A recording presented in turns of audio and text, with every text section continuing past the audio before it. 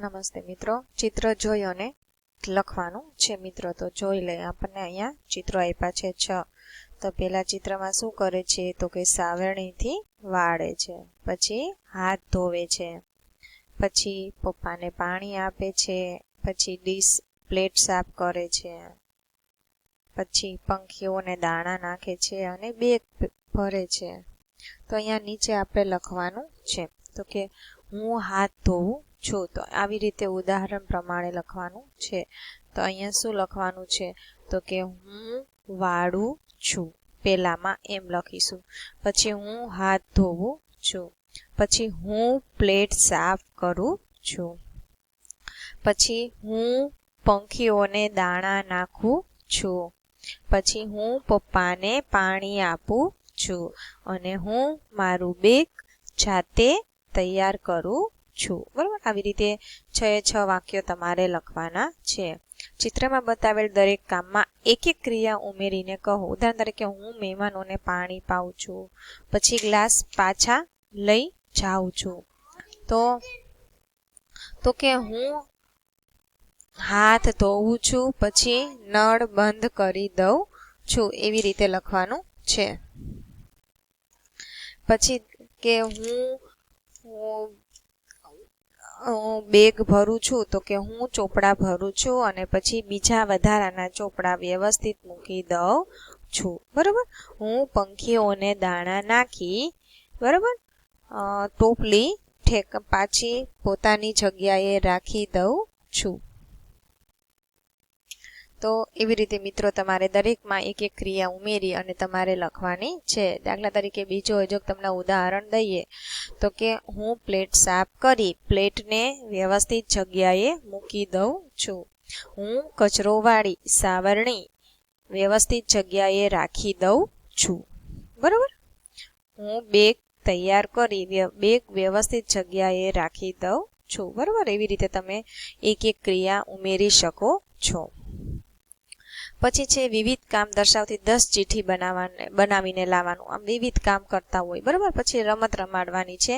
વારા પરથી આગળ આવી ચિઠ્ઠી ઉપાડવાની, ચિઠ્ઠીમાંથી જે નીકળે તેનો અભિનય કરવાનો અને બાળકીના બાળકોને ઓળખવાનું કહેવાનું છે. બરાબર, બાકીના જે બાળકો છે એ અભિનય કરે તો એને ઓળખવાનું કહેવાનું છે. અને રમતની નોંધ નીચેના કોઠામાં કરાવતા રહેવાનું છે. વિદ્યાર્થીનું નામ અને કયું કામ કર્યું. બરાબર, તો દરેક વારા પરથી વિદ્યાર્થીઓ ઉપાડે તો નામ છે દક્ષેશ, તો એને કયું કામ કર્યું તો કે હાથ ધોયા. બરાબર, એ અભિનય કર્યો.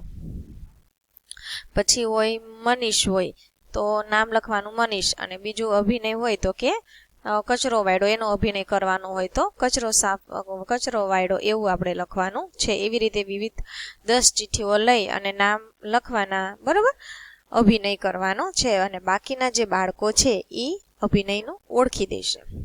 વાંચો અને ઘરમાં તમને કોણ કોણ આવું કહે છે તે લખવાનું છે મિત્રો. બાળકો લખવા માટે વ્યક્તિગત માર્ગદર્શન આપવાનું છે. બાળકોને લખવા માટે જોઈએ તો કે શું શું કહે છે, કોણ કોણ કહે છે, તો કે વાંચવા બેસો, તો કે આવું કોણ કહે છે તો કે મમ્મી કે તમને. બરાબર, રમવા જાઓ તો આવું કોણ કે દાદી કે જા બેટા હવે રમવા જા કે ને. ટીવી બંધ કર, આવું કોણ કે પપ્પા કે તમને. તો કે તમારા ઘરમાં તમને કોણ કે છે આવું બંધ કરવાનું, તો ઈ તમારે લખવાનું છે. પછી છે લેસન કર્યું, તો આવું તમને કોણ પૂછે, તમારા પપ્પા તમને પૂછે ને આવીને હોમવર્ક કર્યું, લેસન કર્યું. પછી જલ્દી ઉઠ, આવું કોણ કે તમને, મમ્મી. ચૂપ રે, અવાજ ન કર, તમને આવું કોણ કે છે, ભાઈ કે બેન. જે ગમે તે કર, બરાબર, આવું તમને કોણ કે છે તમારા ઘરમાં, તો એનું નામ લખવાનું છે. પછી છાના માના બેસો, તો આવું કોણ કહે છે, બરાબર, તો એ તમારે કરવાનું છે. પછી મમ્મી, તો મમ્મી તમને શું કહે છે એ તમારે કામ લખવાનું. બરાબર, પપ્પા શું કહે છે, શિક્ષક અથવા આચાર્ય શું કહે છે, અને 2 વ્યક્તિ અહીંયા નામ લખવાના છે અને એ શું કહે છે એ તમારે લખવાનું છે.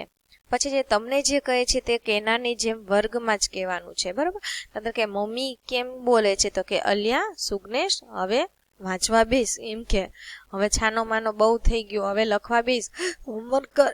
એ જે હાવભાવમાં કહે છે એવા જ હાવભાવમાં તમારે કહેવાનું છે. બરાબર, વર્ગમાં વિદ્યાર્થીઓ સમક્ષ.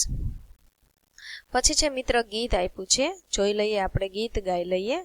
તો કે એક હતી છોટી તેને બે ચોટી. આ છોટી છે અને કેટલી ચોટી છે? બે. છોટી ખાય રોટી તોય ન થાય મોટી. છોટી મોટી થાય નહીં સાયકલ શીખાય નહીં. છોટી સૌનું માને પહોંચી દવાખાને. ડોક્ટર કહે દાળ ખૂબ ખા. છોટી કહે હા સાહેબ હા. બરોબર.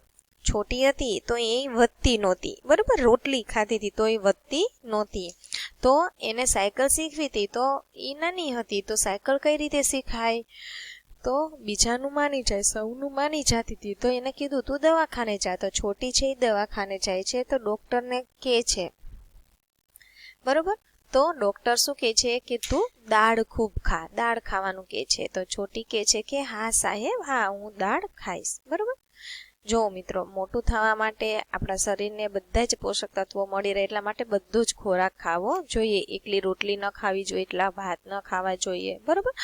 અનાજની સાથે કઠોળ બરોબર પણ આપણે લેવું જોઈએ. લીલા શાકભાજી છે, બધા જ શાકભાજી, રોટલી, ભાખરી બરોબર, અનાજ, કઠોળ બધું જ ખાવું જોઈએ. છોટીને સાયકલ ક્યારે આવડશે? તો છોટી જ્યારે મોટી થશે ત્યારે તેને સાયકલ આવડશે.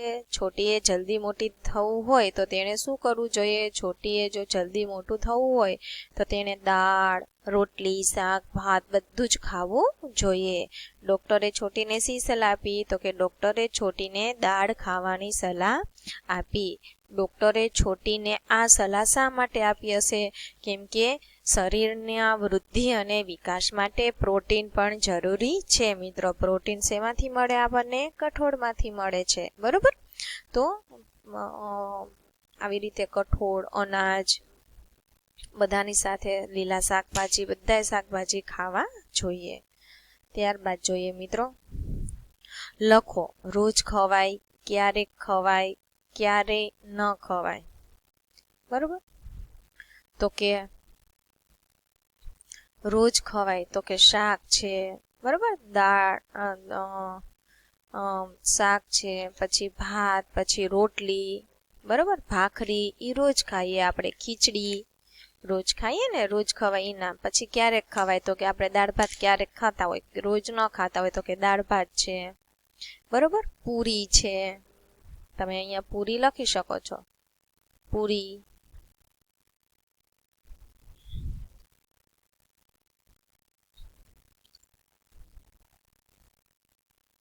પૂરી,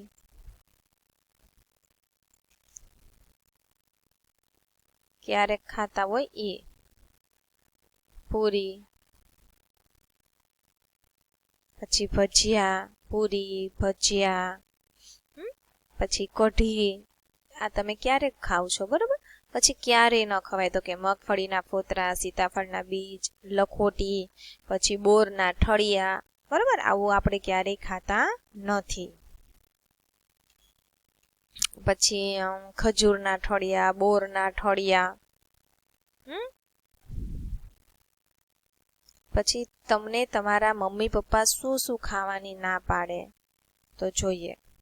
તો કે તમને તમારા મમ્મી પપ્પા શું શું ખાવાની ના પાડે? તો કે જો બહુ ચોકલેટ ના ખવાય, આઈસ્ક્રીમ ના ખવાય. બરોબર. જેનાથી તમે માંદા પડો છો એ તમારા મમ્મી પપ્પા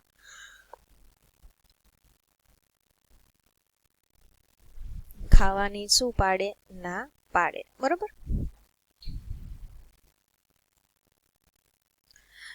ના અડીશ, ના અડીશ, પેલા હાથ ધોઈ લે એવું તમને બધા ક્યારે ક્યારે કહે છે? તો કે બહારથી આવ્યા હોય ત્યારે, સ્કૂલેથી આવ્યા હોય ત્યારે, રમીને આવ્યો હોય ત્યારે. બરોબર. પછી વોશરૂમ જઈને આવ્યા હોય ત્યારે, પછી રમતા હોય, રમી લીધું હોય ત્યારે. બરોબર. રમીને તમે ઘરે આવો ત્યારે. જ્યારે આવું તમને કે એ કયા સમયે કે છે ત્યારે તમારે લખવાનું છે. પછી છે વાંચો અને અભિનય સાથે રજૂ કરવાનું. જલેબીની લારી છે અભિનય સાથે. તો કે મોટું છે એ કે છે કે આહા જલેબીની લારી આવી. તો છોટું શું કહે છે કે અરે પણ આ જલેબી તો ખુલ્લી છે. તો મોટું શું કહે છે? ખુલ્લી હોય તો જ આપણને દેખાય ને. તો છોટું કે આપણને એ દેખાય ને માખી નહીં દેખાય. બરાબર, આપણને દેખાય ને કોને દેખાય? માખીને. કેમ કે ખુલ્લું હોય તો એના ઉપર શું બેસે? માખી, મચ્છર તો બેસવાના જ છે.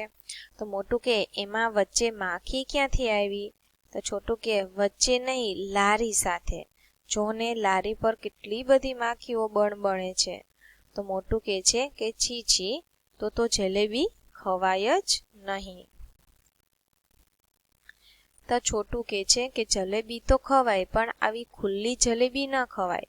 મોટું કે છે કે હા હો, હવે હું લારી રેકડી કે દુકાનમાં ખુલ્લું રાખેલું કંઈ પણ નહીં ખાવું. તો મિત્રો શું કે છે કે આપણે કંઈ પણ ખુલ્લું હોય તો એ ખાવું જોઈએ નહીં. બરાબર, જે ઢાંકેલું હોય, વ્યવસ્થિત હોય, સારું હોય, ચોખ્ખું હોય એ જ વસ્તુ બહારની ખવાય. બરાબર, ખુલ્લી વસ્તુ હોય બહારની ગંદી હોય, બરાબર, ત્યાં માખીઓ અને મચ્છર ને બધું ગંદુ ને એવું હોય, બેઠેલું હોય, તો એવું ખાવાનું નહીં. પછી છે જલ્દી જલ્દી. તો કે ટીની છે, જલ્દી ખા મીની, સ્કૂલે જવામાં મોડું થાય છે. તો મીની કહે છે કે રોટલી અડધી કરી 2 જ કોડિયામાં ખાઈ જાઉં. તો ટીની કહે છે ઓ ભીમની ભત્રીજી, એમ રોટલીના ડૂચા ન ભરાય. બરાબર, એક રોટલીના 2 કટકા કરી એટલું બધું નો, એવા ડૂચા ન ભરાય, એમ ના પાડે છે. ભીમની ભત્રીજી કેમ કહ્યું? તો કે ભીમ છે મિત્રો, બરાબર, એ ખાવાના ખૂબ જ ઓલો હતો. બરાબર, શોખીન હતો અને ખાવા પણ કેટલું જોતું હતું? જાજુ જોતું હતું, એટલે એને ભીમની ભત્રીજી કીધું. બરાબર, મીની કે છે તો દાળ ભાત ગળી જાવ. તો ખાવાના બદલે કે હું ગળી જાઉં તો જલ્દી થાય એવું કે. ટીની કે છે કે ના ના, એમ ખોરાક ચાવ્યા વગર ગળી ન જવાય. તો મીની કહે છે તો શું કરું તો જેથી કરીને જલ્દી ખવાય? એ ઉતાવળ કરાવે છે ને. તો ટીની કહે છે વાતો ન કર અને ચાવી ચાવીને ખા. શું કે છે કે વાતો ન કર અને ચાવી ચાવીને ખા. તો મિત્રો આ સંવાદમાં આપણને શું શીખવા મળે છે?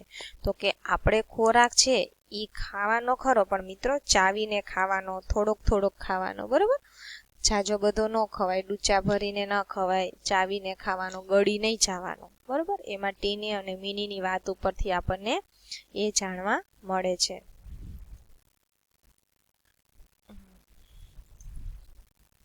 પછી મિત્રો આપ્યું છે કે ચાલો ગાઈએ ગીતરું. તો કે બા પેલા બાગમાં દોડી દોડી જાઓ. અહીંયા પાછું બાગનું આપણને સરસ મજાના બાગનું ચિત્ર આપ્યું છે.